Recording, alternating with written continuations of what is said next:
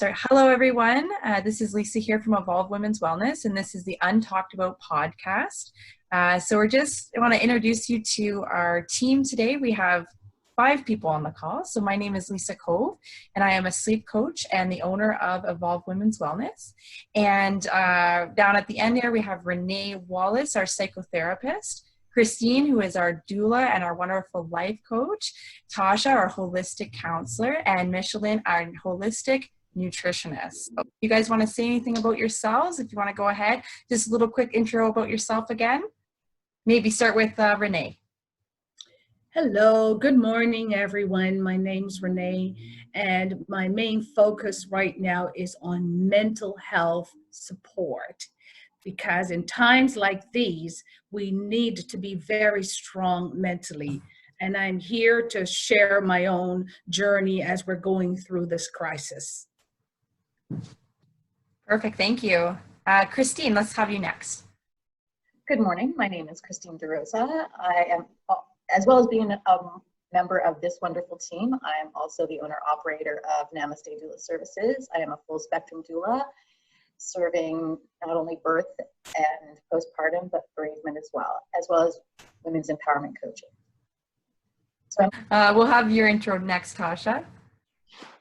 Hi, my name is Tasha Bondarchuk, and I am a holistic counselor. So I blend counseling with also a background in yoga and Reiki and energy work. And I also have, my passion is actually bringing movement into therapy. So dance and movement into therapy, as well as creative writing, poetry, and journal writing. Awesome, thank you. And Michelin. Hi, I'm Michelin Croft, and I'm a registered holistic nutritionist. And what I focus on is individuals,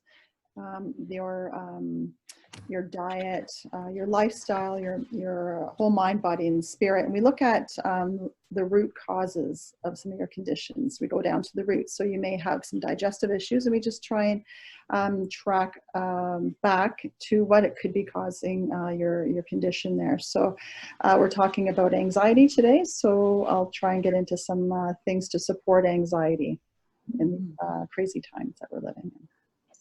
Awesome. Yeah. So obviously the hot topic right now is we're still living through the COVID-19 crisis. So that's why we're sitting here on a teleconference call, because it would be so much greater to have us together in an office space. I think we would connect in a different way, but for now, this is pretty good.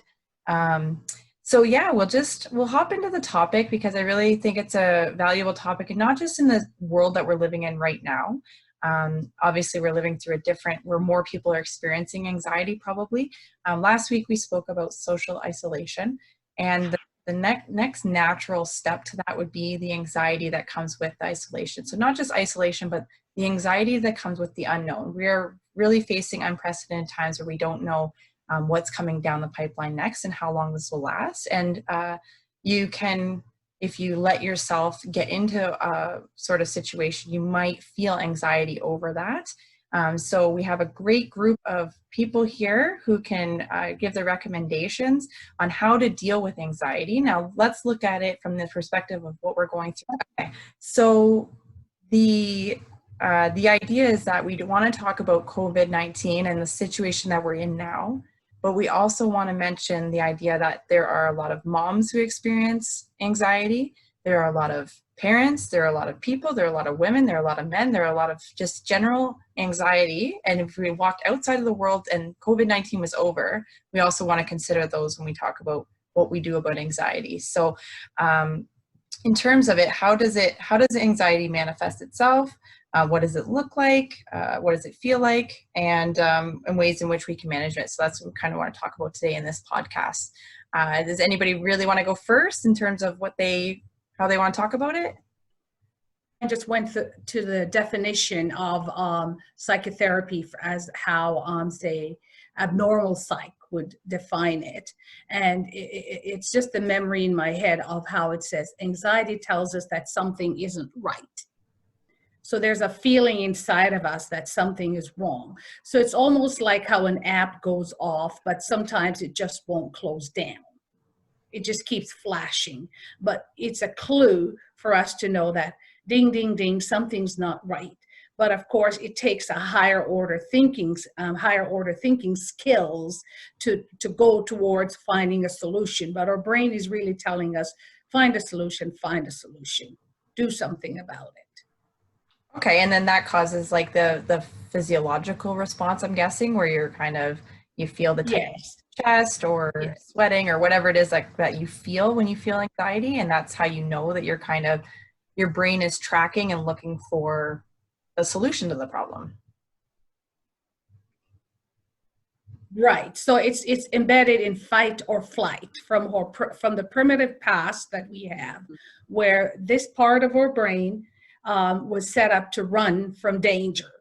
So I mean, this is a very basic explanation, but at the same time, it helps us to understand that really it's not totally irrational when we go into anxiety mode, because our mind is telling us that there's a problem and we're trying to find ways of fixing it, just like when you'd be chased by a wild animal in the primitive past. So that part of the fight or flight takes over and say, run, run, run, run, do something, save yourself, save yourself. So Right. that's like a very basic aspect. That's my answer for now. Sure. So I'll go to Tasha next, because you were actually someone that was putting together a managing anxiety workshop for us in the past. And I just wanted to get your thoughts on how you describe anxiety to kind of look like. What does it feel like? How do people know when they're experiencing anxiety, whether or not is maybe just fear or something like that?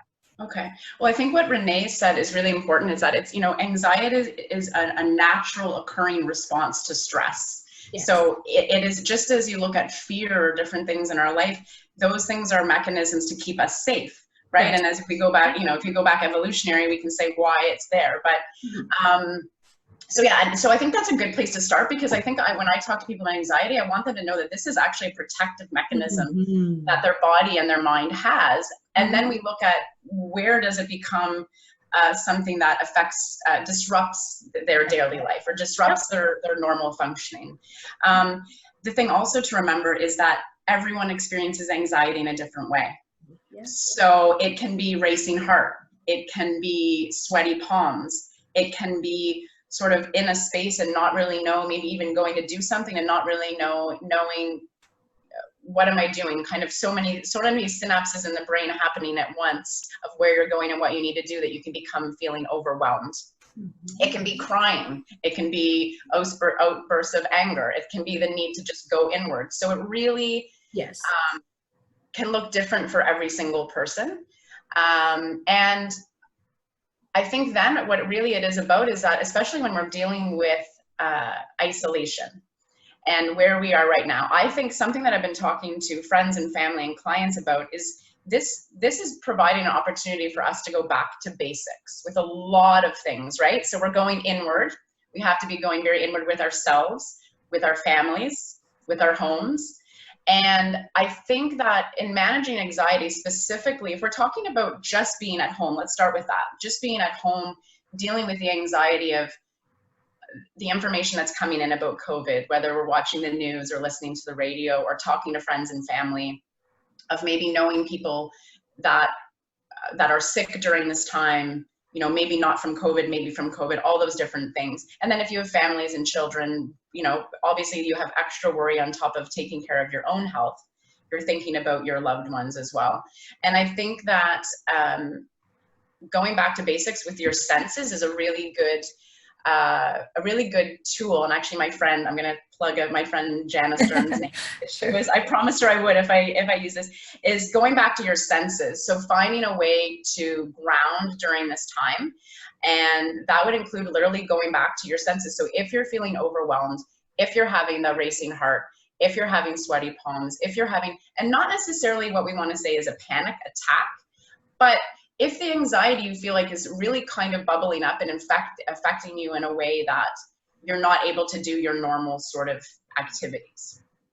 And so that's literally going back to the basics of stopping and using your five senses, touching something. So it's really a meditative process as well, because it's slowing everything down and allows you to arrive back in your body. Because often anxiety takes you somewhere else. and you need to sort of come back to your body. So it's literally touch, finding something to touch and focus on to ground yourself, whether it's a table or a chair that you're sitting in. It can even be hugging a loved one. Also stopping and listening, and not listening to the radio, not listening to music, listening to the sounds in your home. Maybe it's the humming of your refrigerator, maybe it's the birds outside on a walk.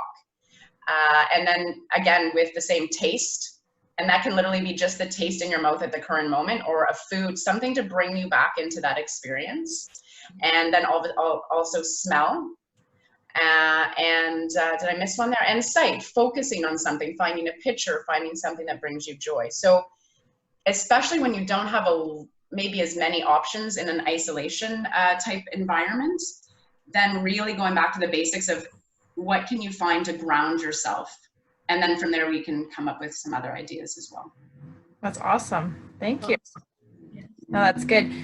Christine, do you want to add anything about how even anxiety, how do you feel in anxiety during this time period? Did you experience anxiety after you had some kids, or whatever in your life? When have you ever experienced anxiety? How do you manage it on a personal level or professional level? For sure. I mean, I think at some point we all experience anxiety, even if we don't or can't at that moment in time put the words to that feeling. Because I think a lot of times, I mean, it's hard for people to articulate what they're feeling in the moment, right? So I think anxiety, like Tasha said, and like Renee said, it is definitely that fight or fright syndrome, right? So you want to run away from it because it's uncomfortable, and we don't lean into the uncomfortable, right? We lean away from it. So it's really difficult to navigate and know that, and I know for a lot of my clients, like the anxiety bubbles up in so many different ways, like Tasha said, right? It's not just one thing. There's not just one, a checklist. Okay, I have this or I have that. And I think in different people, it shows up in different ways in different parts of their life, right? So it could be, that feeling of vulnerability too, right? I'm feeling so vulnerable and I'm feeling very anxious. And I'm going to take this quote from Brene Brown, who I absolutely adore. In the face of vulnerability, we look for things that we can control, right? So, we always look to, okay, I need to control my breathing. I need to control what's going on here. And when you can't, that's when you start to have that anxiety. I can't because my chest is getting tight. I feel like I'm having a heart attack. Or my palms are sweaty. What is that feeling? I just feel gross. Or I can't swallow, or I'm sweating, or, my heart is racing. All these feelings that are normal feelings.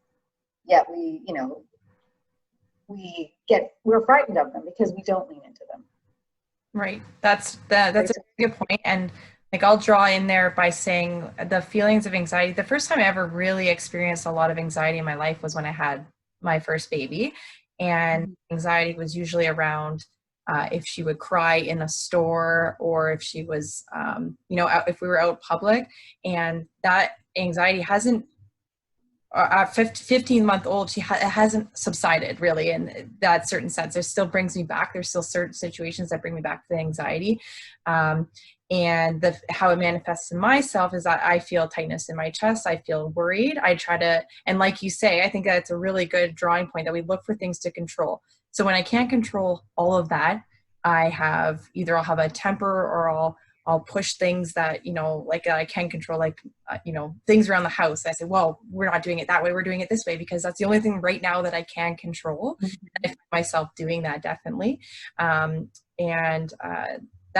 That's one thing that I know that I'm not managing the anxiety correctly in that sense, like looking for things that I can, root myself around and just be in charge of, because I can't control other things that are going on around me. So that's, I think, something that people experience. I think a lot of new moms experience, a lot of people who are going through transition periods in their life, maybe they're changing jobs or whatever, they feel this sense, the need to control other things because their other feelings are feeling out of control. Does that make sense? Exactly. Mm-hmm. Absolutely. Makes sense. If we can control the external, it gives us a sense of power. Not empowerment, but power. Right. Yes. So you would feel empowerment when you find a way to control the thing that's causing you anxiety, I would think. Yes. So yeah, you can feel power, and that gets you through the day, maybe.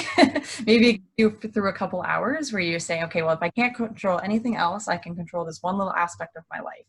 And that's how I've managed it in the past, for sure. So that's why I wanted to get some input from you guys in terms of anxiety in general, because I know a lot of people who probably haven't experienced large portions of anxiety in their life, or maybe experiencing it now as the whole world shifts into this new world order almost, for only for a temporary time, but I mean, we're still living through it. So I wanted to pop Michelin here and see if there's anything you wanted to add in terms Sure. of, yeah, go ahead. Yeah. So we're talking about the flight and fight hormone. Yep. Hard to say 6 times. So what that is the cortisol is being raised, and with stress and cortisol, it affects your brain, and particularly the DHEA hormone, and that is part of the reasoning and decision making. So when you saw people going shopping and buying hordes of toilet paper, Yes. part of the fear of, I don't know if I'm going to get back out in time to get all these things, so I'm going to buy it now. But part of the stress too is the cortisol, and that DHEA part of the brain and the decision making is not balanced, and it's off because of stress. So, you know, you'll turn to, and I'm noticing too with my husband and myself too, eating bad snacks, but what you'll try and do to get more energy is drink more coffee. Look for some sugar, because your blood sugar balance will be off as well. So, you know, I'm sure we're all guilty of, you know, eating some of the bad stuff more often than we normally do. And that's just because your blood sugar levels are off because of the high cortisol levels and because of the stress. And then chronic stress will lead to mental and emotional disorders too, which we're all talking about here. And, you know, when we're eating emotionally, which I'm sure some of us are, and I'm noticing with my kids, I don't know about you, but my kids are 16, 18, and 23, and their bedtime is like 3 or 4 in the morning now. They're up playing Xbox or they're on their phones, and this is their way of calming their stress because they connect with their friends. But then they're waking up at like 1 or 2, they're missing a breakfast and a lunch, and then they're eating like a dinner, and then they're eating late at night, and so it's throwing the body's rhythm off. And it's really nice if we could all have a routine and a schedule where we try and go to bed at a certain time, because that'll help. Sleep is very important in the calming mechanism to allow you to sleep well. And so scheduled sleep before 11 o'clock is a good time, because then your cortisol levels will start to increase after that time. And you're going to get your second wind, and the cortisol will be up high when it's supposed to be allowing you to sleep. So trying to tell my kids this, they don't want to listen, but it's really important to schedule, right? And waking up on time, and then doing things that are kind of consistent, or just to give you something to look forward to, I think is really important as well. That's true, because if you don't know how long it's going to last, you'll find this with people who are consistently at home. Maybe they're people, like maybe not even stay-at-home moms, but just people who are just at home a lot. They'll have little tasks that they complete, and maybe it takes them, like, you know, tomorrow I'm going to sort out the cupboards, because they know that it's a reason to get up and do it, and having something to do each day. And that's why I wanted to connect with you going forward, maybe one podcast or something we can do together in terms of sleep and nutrition, because they're hand in hand, the cortisol, the stress. I think that a stress management podcast would be great too, because people need to really understand how to manage the levels of stress. Really, when you exercise, you release cortisol, but also when you're stressed, it releases high levels of cortisol, which isn't going to help you sleep. A lot of people are going through, you know, stress, and then they're not sleeping well, and then they're not eating well, and then their immune system is down. Yeah. Or could be down. And if your immune system's down, you have less chance fighting this virus. So it is a snowball effect, and we need to really make sure that we are maintaining good nutrition, good sleep, good habits, good mental health, and then keeping our immune system high during this time. And obviously you have less anxiety about a virus if you know that your immune system is high and you're functioning really well, and then you don't have to really worry, I'm probably not going to get sick because I maintain this lifestyle or whatever, right? Absolutely. Yeah. So in terms of managing stress, so if we, like you said about eating properly, staying on a schedule, so trying not to stay up till 3 a.m. We are all guilty of that. I've been staying up a little bit later than normal just to catch the time when I can actually like sit and relax by myself and watch things on TV that I can't watch when my daughter's awake or whatever. But I am guilty of going to bed a little bit later, but still getting up around the same time. So I'm losing sleep, which is not a good thing to do. But definitely we want to make sure that people understand that there are ways to manage your nutrition during this time. If you're stressed, a good thing to do is to journal. Tasha will probably speak to this, but to journal your thoughts. So if you are laying in bed and thoughts are going around in your head over and over and over again, maybe the good thing to do is to be write them down. Write down what that thought is. Write down what you can do to fix that problem, and write down what you can't do to fix that problem, what things that you can't change. So you understand, your brain now understands, okay, I've established that I have a problem, and now I need to, these are the solutions I can tackle tomorrow. And then these are, some of the things that I will not be able to change. And it'll help your brain process the problem, and maybe you'll get yourself some sleep after that. Other things too, Lisa, to look at too is taking some supplements. Some people don't get enough in their food. So in terms of magnesium, which is very calming for you to help you sleep, there's certain foods like rice, hemp seeds, mackerel, raspberries, squash have magnesium, but we don't eat enough of these foods to get enough in our diet. So if you could take some magnesium, and there's magnesium citrate that's calm, biglycinate, and you can take it in the evening and it helps to calm you. And then on top of that, you can do some yoga nidra, which is very calming to help invoke the sleep and to make you feel tired and calm. Because I think, like you said, a lot of us are going to bed worrying about what we're hearing on the media, what we're going to be doing for money, and, going to the grocery store the next day. So this is something to help out as well. Just eating also omega-3 fats. If you can take omega-3 fish oil, that's perfect. But if you can eat more omega-3 fats too, that really helps your brain and mental health.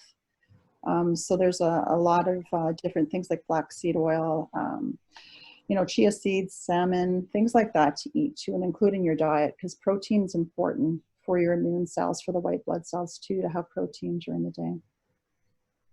Perfect. Thank you. Does anybody? Yeah, and I just want to chime in about the journaling. I'm glad you brought that up, because I think it can take any form. I just always tell people that I'm working with to just have a nice book that brings them joy. Like they like the cover, or it's something that they enjoy to write their thoughts down. And I think it's the act also of releasing it from the mind, from the shoulders weighing on you, and putting it in the book. So you can close it and put it away. And what's really beautiful too is that sometimes it's not just for maybe negative thoughts or worries. Sometimes beautiful things can come out of it. Poems, or a lot of people I know are, a few families I know are doing COVID chronicles. So during the day, and these are some parents that I know that have older children than mine. So their kids are, I think, 14 and 16. And the parents and the children during the day have their journaling time, and they all go to their corner of their house, and they're writing kind of their experience that day of what's going on. And I think there's going to be a lot of really interesting, creative things that come out of this time, of people telling their stories, their experiences, working through, poetry, art, all of that. So I think that's really important. And also, I think one of my tips is get outside. I know that we are in this isolation. I know we have to keep 2 meters, 6 feet apart from other people. But you can do it, and it can be even if this, like today in Hamilton, it's a sunny day. Even if you feel like you can't get out, sitting in your window and absorbing some of that vitamin D. But I've been getting out with my kids every day, taking them to trails that aren't closed, but we can walk on, and there's really no one there. And just that fresh air and that vitamin D makes such a big difference. It can even be sitting on the front stoop of your steps, having your coffee. I did that. The other day I took a coffee, the kids had their scooters, and I read them books on the front steps. Yep. You know, little things like that, and it makes such a difference, I think, for whether you're, you know, a parent or a child. Right. And like, also I'd say, like, obviously we talked about when we talked about social isolation, holy, we talked about having a routine, getting up every day and making it like you're going to go out, even if you're not leaving your house, you know, getting dressed and putting your best face on every day, going outside, getting the vitamin D, writing down your feelings, getting good nutrition, good sleep, talking to people, still keeping connected, because there are ways, I feel like in some ways we are more connected now than we maybe ever were with certain people.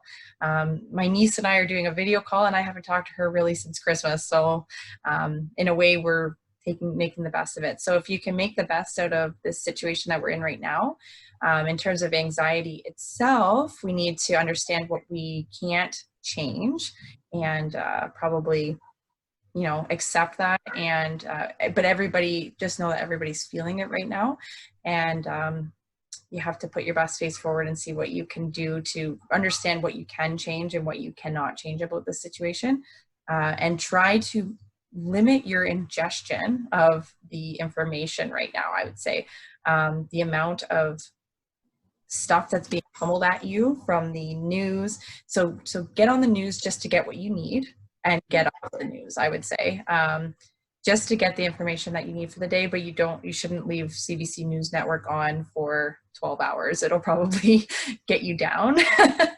And it's very disheartening sometimes what they're talking about, constantly being pummeled by it, right? So that's my suggestion. Does anybody want to add anything else? And I would agree with you by saying the important thing to avoid, as you were saying, is this whole massive negative information that you could just pile up and just, you know, like stockpiles in your brain, which really isn't going to be used for anything helpful. Information just being thrown left, right, and center, especially on WhatsApp. Those are not generally good classified information, and Facebook the same thing. So if you can wade through a lot of those, and, you know, allow yourself to realize, as I said in the last podcast, this too shall pass, with positive thinking, it can help. Absolutely. Yeah. I totally agree that we shouldn't be marinating in the news. Exactly. Take what suits you, take what fits, and then leave the rest. Right. And also, I think if people have, like, okay, what's on my to-do list today? Like simple things. I mean, you know, practice breathing, practice slowing down, breathe lots of love in and lots of love out, you know. Yeah. You know, take in that calm space just for, like, even if it's just a minute, it helps. It really does. It's a good time too to practice being present in the moment, I think, because we're not rushing off to work or rushing to take the kids wherever. We can actually practice being in the moment, and that's just looking around you and just not thinking or worrying, trying not to anyway, but just keeping your mind clear so that you can just notice how your son, you know, how funny he actually is, and you know, whatever's happening, because you're not in the rush that you normally are. And it's a good time to just be more patient and just be more, just discover, like, just listening instead of, because we're always like in a hurry. And I think we're just talking, but now just sit back and listen and kind of watch your family and just look at all the great things about them. And I think it's really hard to be in the present moment, but I think we have the time, and this is a gift for us to do that, for sure. Absolutely. And I think to recognize it as a gift, and just that switch in perspective makes such a difference for your mental health, because you're taking it for what it is. We're forced into this situation, and by appreciating the extra time with the family, you know, it's not easy, but being able to focus on the positive things that are coming out of it makes a really big difference to how you're coping, and then also the energy that you're sort of putting out there.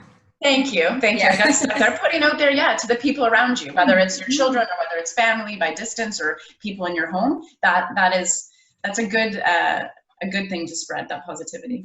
Yeah. Agree. Great. And I think that it's important to note that when this is all over, there will still be people who are experiencing anxiety in different ways. So remembering that shifting your perspective, the way you look at things, whether it's fight or flight, or shifting your perspective on what the problem is that you really think is going on, will help you to manage. Is there any other coping things that you can add? If we took away COVID-19, we took away the crisis that's happening right now, what do you recommend in terms of coping with anxiety, recognizing the triggers, whatever it is? Well, we're all learning how to normalize in these uncomfortable feelings, right? So, I mean, we need to learn how to practice kindness to self. Absolutely. You need to, I love that, Christine, and you need to go there. So if you're feeling it, you can't push it away because it's coming up for a reason. And I'll share a little I ended up in the hospital twice. Once when my daughter was younger, she's 8 now, and once when I was about 5 weeks pregnant with my son, and he's 4 now. And I was having such extreme anxiety on both of those occasions that I thought I was having a heart attack. Absolutely convinced. I was living in Toronto at the time and ended up in hospitals on both occasions, and they went through every test possible, and they were amazing with me. And it was stress. It was completely stress related. But the beautiful thing was that I allowed myself to feel what I was feeling, and I didn't feel bad that I went to the extreme of having to go to the hospital, and I had people supporting me who recognized, like, this is what you're feeling.